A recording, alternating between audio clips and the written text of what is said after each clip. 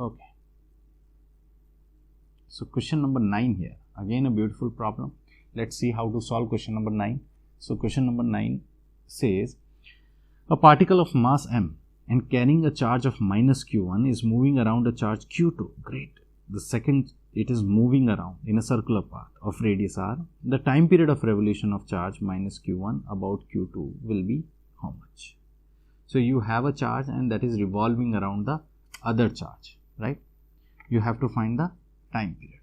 To calculate the time period, first of all, we will find the force. If it is revolving, okay, if two charges are revolving, one revolving around the other, it's somewhat like, it's like an atom, okay, where you have a nuclei and you have an electron which is revolving around the nuclei. So we will make use of similar kind of concept. So here, let's say the charge q2 is placed over here, plus q2, and you have a minus q1.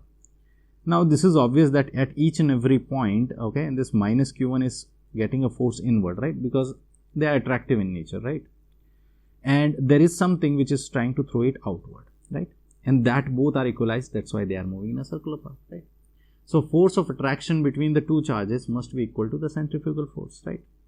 So what's our force of attraction? Force of attraction will be Coulomb's force and outward will be centrifugal force.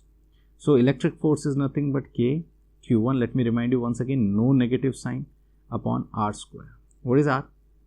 The radius of the circular path as per the given in the question, right? And what's a centrifugal force? If you remember from 11th standard. Sir, why centrifugal? Because it's moving in circular path. Okay, centripetal and centrifugal force acts only in the circular motion, right? So it will be mass of the particle which is revolving. Here it is mass of electron. Okay. And v, velocity, mass of the particle is m. Oh, not the charge, it's not saying about electron, sorry. So mass here is m, velocity with which it is moving. So if it is taken as v square upon r. Wait, sir, but v is not given in the question. Yeah, that's our unknown quantity, right? But wait, the question is saying the time period. So we will make use of this v to figure out our time period. Okay, let's call it as equation 1. Great. So from here we can find our v square. Okay, we will eliminate this v later. So v square will be equals to k q1 q2 r cancels, and one of the m will be going down. So m into r. This will be a v square, right? Now if this is your v square, okay, then what will be your v? V will be equals to root under k q1 q2 upon mr. Great. Okay, so this is your v. So v is what? This is our equation 2. Now from 11th standard, okay, we know that v is equals to omega r. Very important equation. Sir, what is this? This is the relation between linear velocity and angular velocity.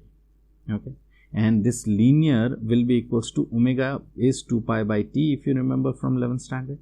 So cross multiplying time period will be 2 pi r upon v. Correct?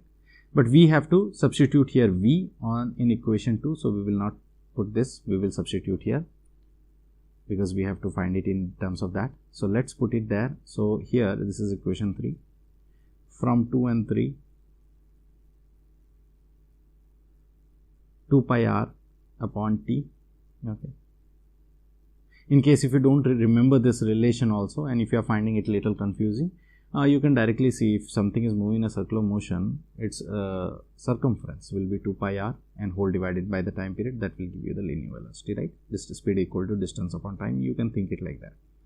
But this will be frequently used in other chapters as well. So do remember this 2 pi r by t, and that will be equals to root under k q1 q2 upon mr. Correct? Let's cross multiply.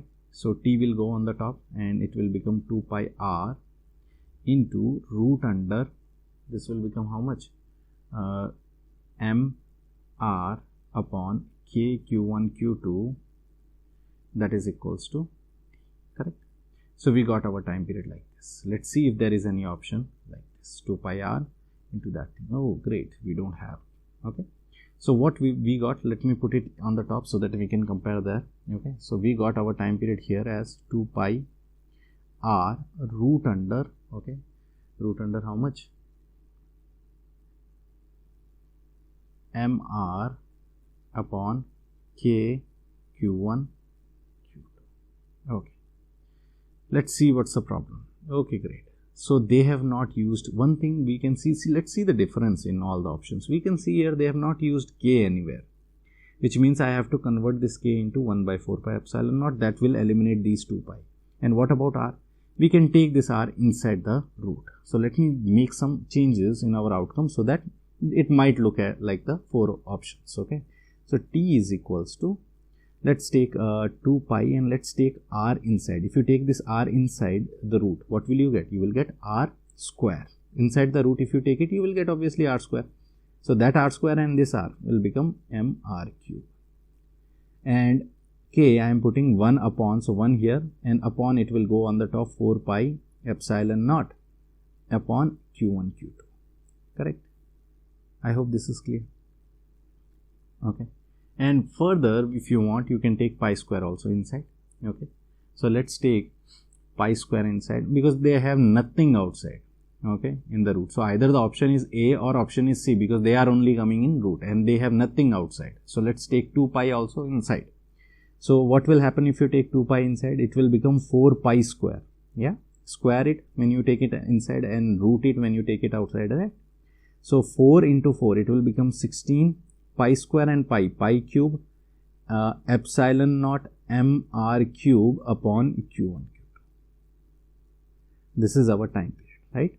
So let's see, is there any option? Yeah, option number